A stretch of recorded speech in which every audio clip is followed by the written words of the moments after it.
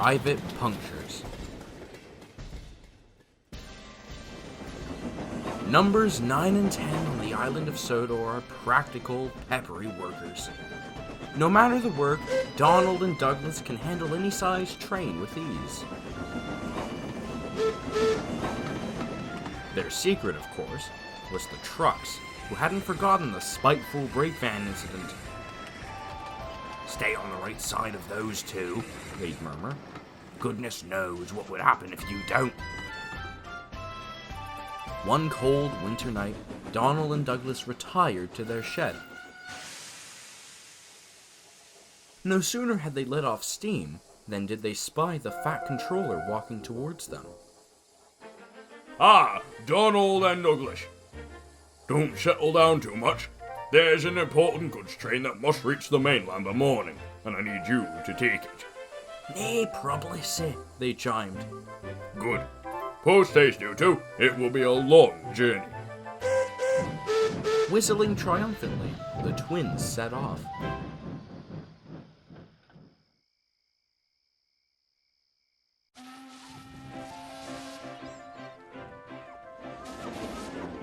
At the harbor near the big station, they found their mammoth train waiting for them. Trucks of pipes, bricks, and coal lined the dockside.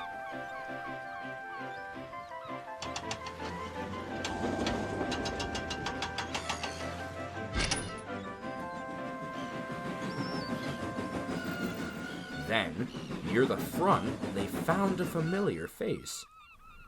"Hello, boys." Fred Pelhay, one of the trucks who had teased Oliver, sat in front of a flatbed of new rails. "And a good evening to you," Donald grouched. "Oh, this journey'll be a right misery now." "Dinna be so stubborn," advised Douglas. "We can handle yon rapscallion trucks." Perhaps it had been wishful thinking.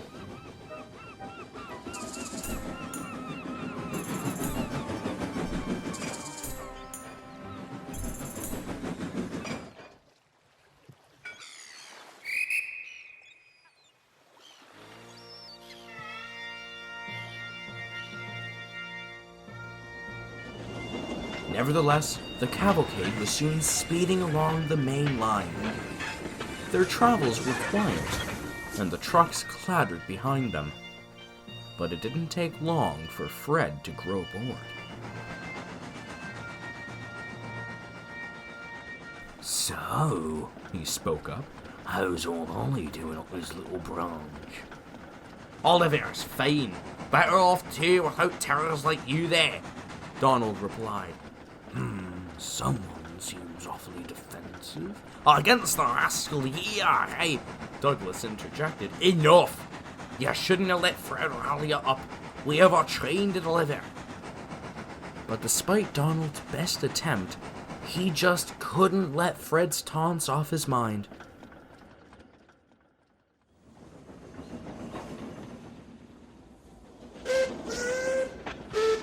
Fred, a private owner truck, suffice to say, had quite the ego.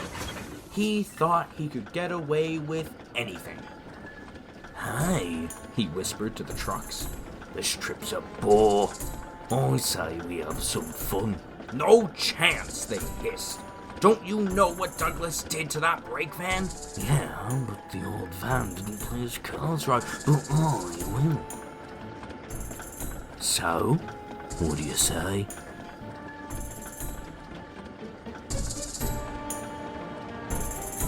Reluctantly, the trucks agreed, and they started plotting their tricks.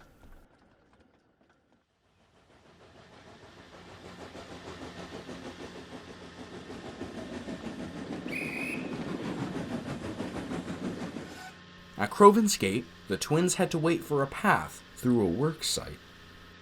Minute by minute, Donald grew more impatient.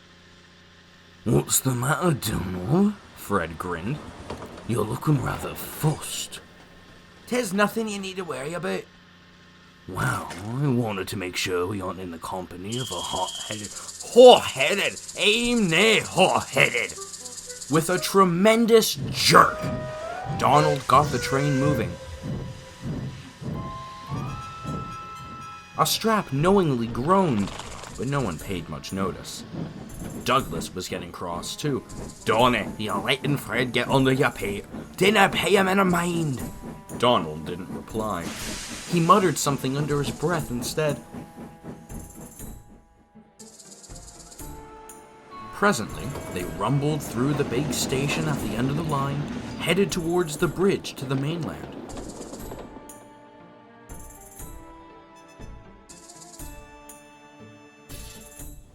Their tracks were clear and quiet.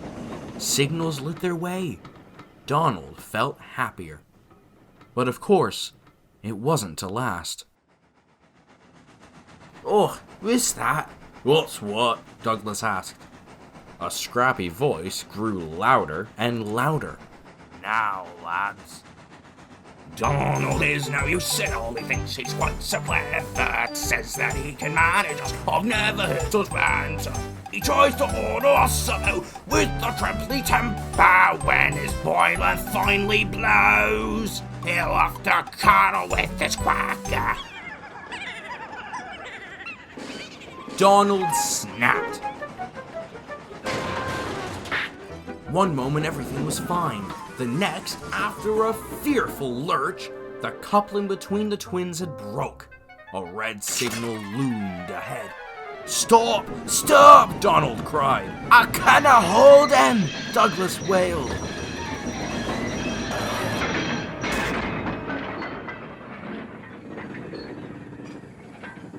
The train came to a jolting halt.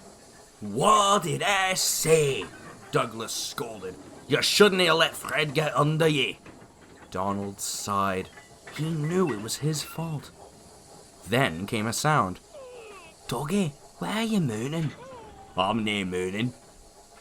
Then the twins looked back to see quite the sight. Broken straps had surged a rail forward when they stopped, and it had pierced a hole right through Fred Pelhay's back. "Ho! Oh," the twins chuckled. "That's why you do mess with us." Ha ha ha ha! The truck squirmed. They hadn't time to wait for the breakdown point, so they shunted Fred off onto a siding and continued on.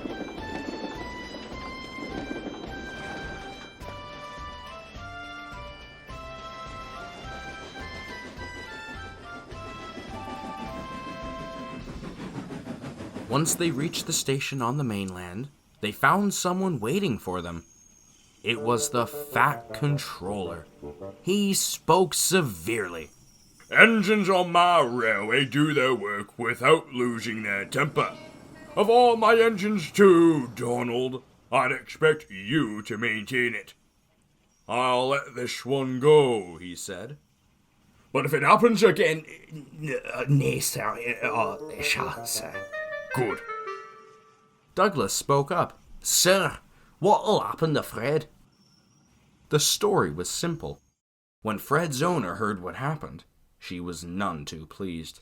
"Despicable behavior," she had said. "I'll refuse to repair such brutes." And so, she didn't. Now Fred sits on his siding all alone. He often sees Donald and Douglas pass by hauling goods. Whenever he does, he wonders what might have happened had he not said a thing. "Quiet trucks are welcome trucks," the twins would laugh.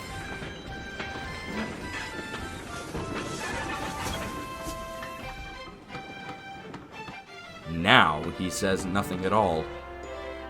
But I think Fred deserves his punishment. Don't you?